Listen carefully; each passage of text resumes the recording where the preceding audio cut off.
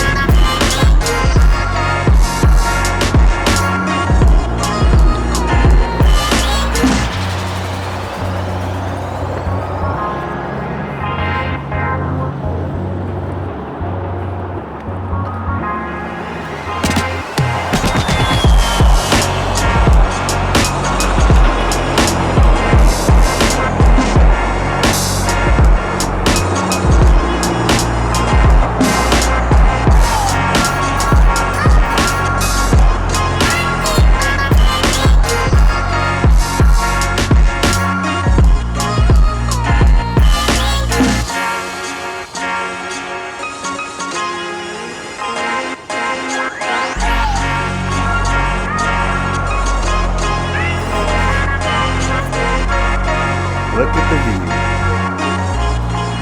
through this anamorphic lens on the iPhone 17.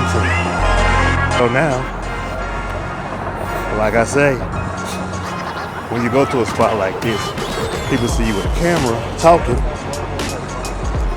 they're not gonna think nothing of it.